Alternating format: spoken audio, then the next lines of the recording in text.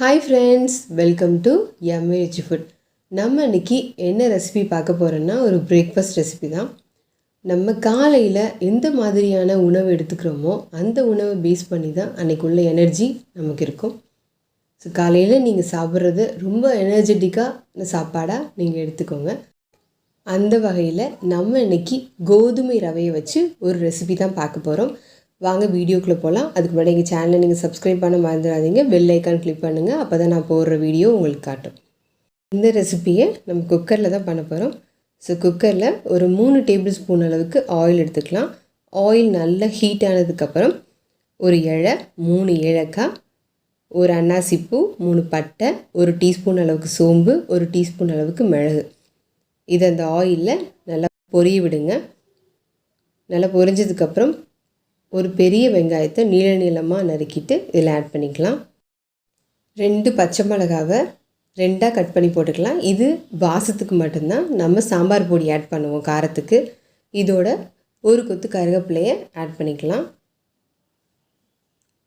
நல்லா வதங்கட்டும். ஸோ வதங்கினதுக்கப்புறம் 1 டீஸ்பூன் அளவுக்கு இஞ்சி பூண்டு பேஸ்ட்டை இதோட ஆட் பண்ணிக்கலாம்.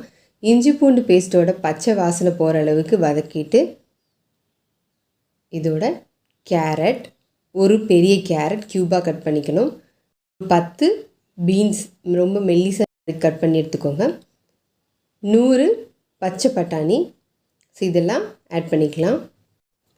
இந்த காய்கறிகள்லாம் நல்லா வதங்குறதுக்கு கொஞ்சமாக சால்ட் ஆட் பண்ணிக்கலாம். நான் இப்போ கல்லுப்பு எடுத்திருக்கேன். உப்பை ஆட் பண்ணிவிட்டு இதை நல்லா கிளறி விடுங்க.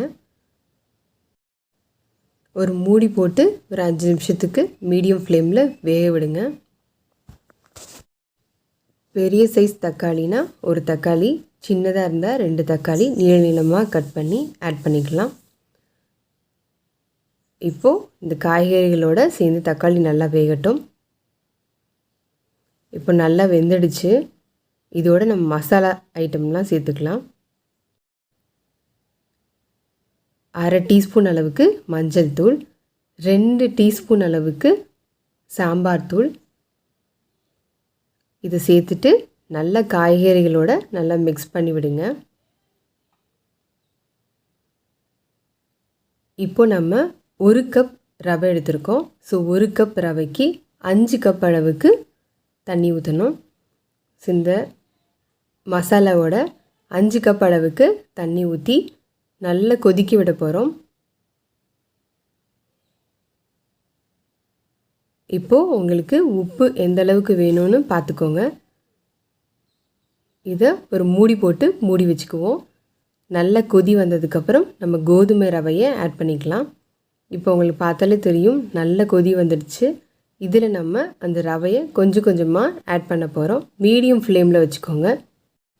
கட்டிப்படாமல் ஆட் பண்ணுறதுக்கு நம்ம ஃப்ளேமை கம்மி பண்ணி வச்சுருக்கோம். இப்போது கட்டி இல்லாமல் நம்ம ஆட் பண்ணிட்டோம். இப்போ குக்கரை மூடி வைக்க போகிறோம். ஒரு 5 விசில் வரைக்கும் நம்ம விசில் வரட்டும். அடுப்பை நல்லா ஃபாஸ்ட்டாக வச்சுக்கோங்க. 5 விசில் வந்ததுக்கப்புறம் நம்ம ஓப்பன் பண்ணி பார்க்கலாம்.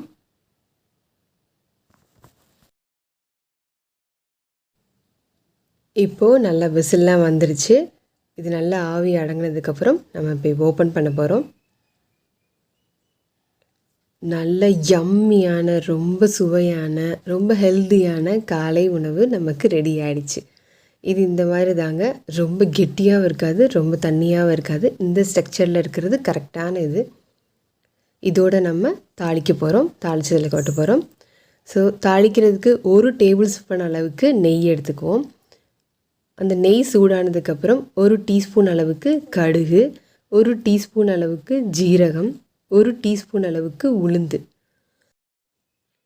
இது நல்லா பொரியட்டும். ஸோ நல்லா பொரிஞ்சதுக்கப்புறம் இதோட ஒரு கொத்து கருவேப்பிலை ஆட் பண்ணிக்குவோம். அதோட ஒரு 10 முந்திரி பருப்பு இதில் நல்லா ஆட் பண்ணி 10 முந்திரி பருப்பு இதோட ஆட் பண்ணிவிட்டு நெய்யில் நல்லா ஃப்ரை பண்ணிக்குவோம். ஸோ நமக்கு தாளிப்பு ரெடி ஆகிடுச்சு. இதை நம்ம செஞ்சு வச்சுருக்க கோதுமை ரவையோட ஆட் பண்ண போகிறோம். இதை நல்லா ஆட் பண்ணிவிட்டு நல்லா கிளறி விடுங்க.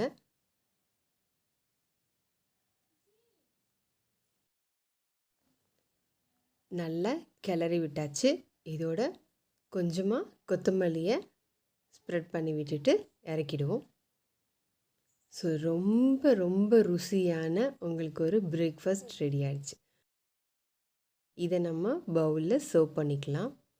நல்ல சுட சுட சூப்பரான காலை உணவு உங்களுக்கு ரெடி.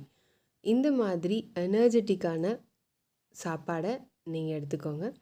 இது குழந்தைங்களுக்கு ரொம்ப பிடிக்கும். குழந்தைங்கள்லேருந்து பெரியவங்க வரைக்கும் ரொம்ப விரும்பி சாப்பிடக்கூடிய டிஷ் தான் இது. சுகர் இருக்கிறவங்க, ப்ரெஷர் அது இதுன்னு டேப்லெட் யூஸ் பண்ணுறவங்க இந்த டிஷ்ஷை செஞ்சு சாப்பிட்லாம். ரொம்ப சுவையான ரொம்ப ஹெல்த்தியான டிஷ்ஷும் கூட.